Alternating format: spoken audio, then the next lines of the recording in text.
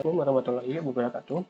Pada video kali ini saya akan menjelaskan sedikit tentang aplikasi yang dibuat oleh kelompok 24. Di sini uh, aplikasi ini dibuat uh, pas,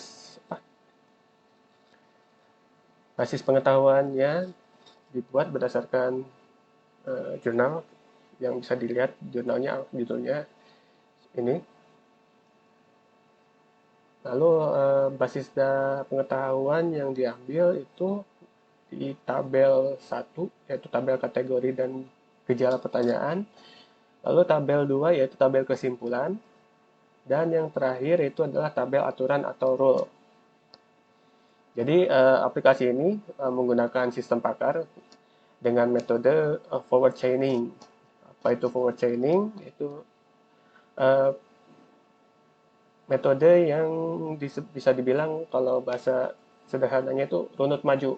Jadi apabila if pertanyaan A dan pertanyaan B.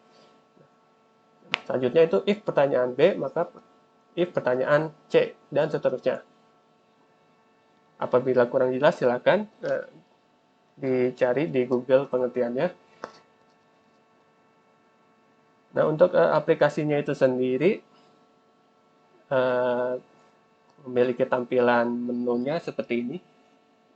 Bisa dilihat di emulator, ada tampilan seperti dokter memakai masker, dan dengan tulisan diagnosa COVID-19. Ini kepotong.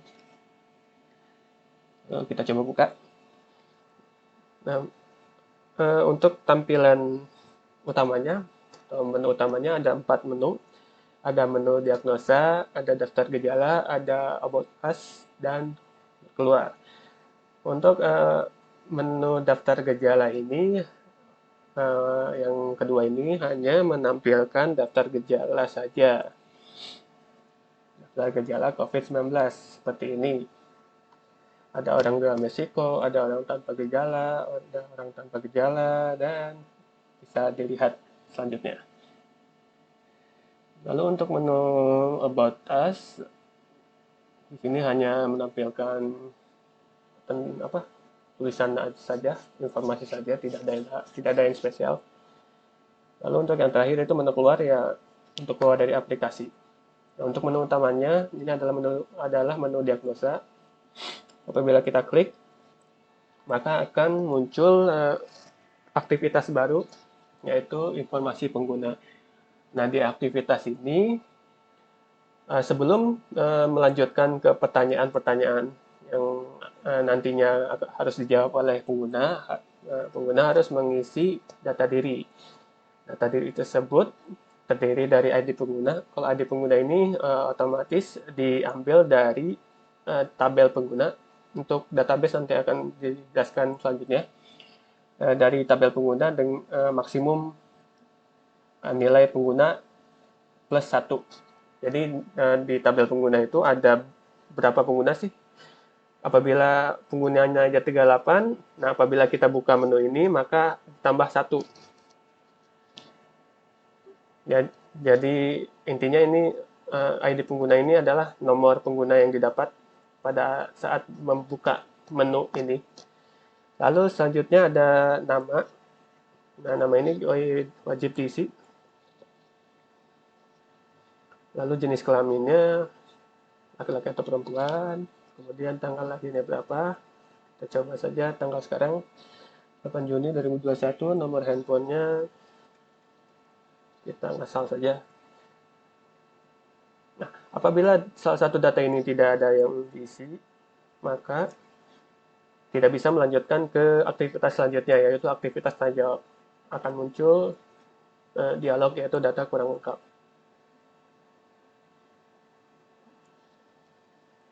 Makanya harus semuanya terisi baru bisa dilanjutkan.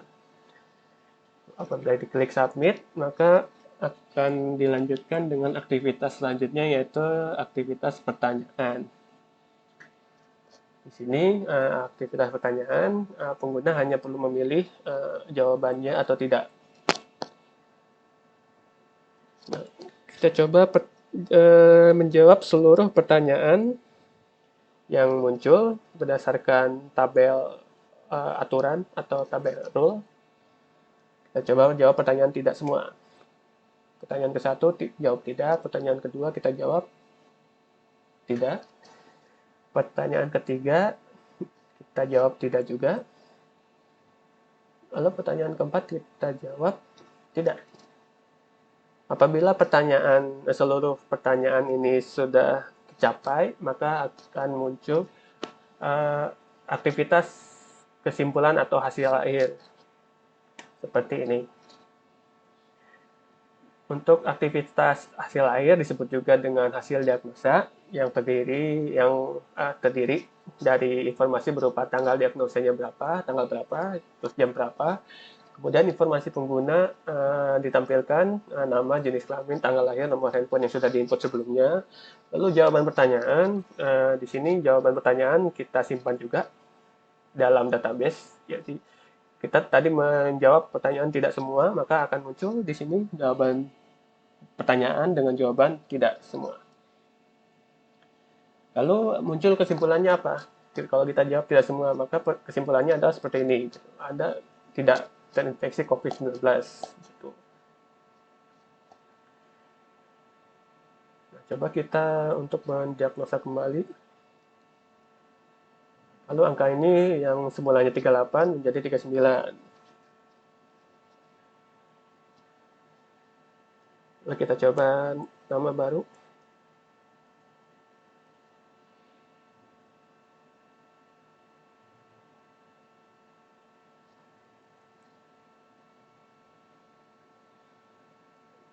Lalu kita jawab pertanyaan ya semua.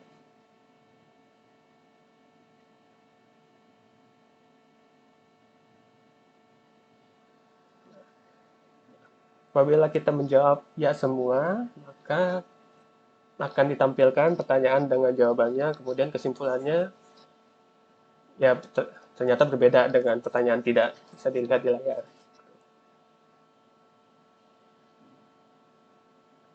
Nah, untuk database-nya itu sendiri, di sini ada 5 tabel. Ada tabel di sebelah kiri ada tabel rule atau tabel aturan yang diambil dari jurnal. Lalu ada tabel gejala dari jurnal juga, terus histori pengguna.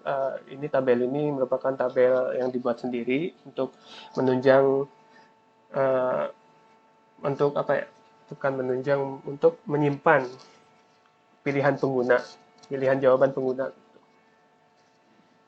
Lalu untuk tabel pengguna itu sendiri ya tabel pengguna dari yang tadi sudah disebutkan, ada nama, ada jenis kelamin, ada tanggal lahir, ada nomor handphone. Dan terakhir adalah kesimpulan. Tabel ini untuk menyimpan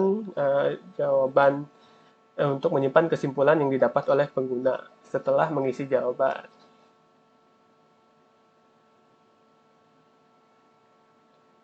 Untuk lebih jelasnya dapat dilihat di Trello.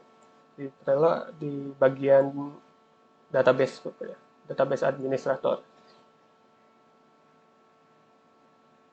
Mungkin untuk video kali ini cukup sekian. Apabila ada pertanyaan bisa ditanyakan di grup.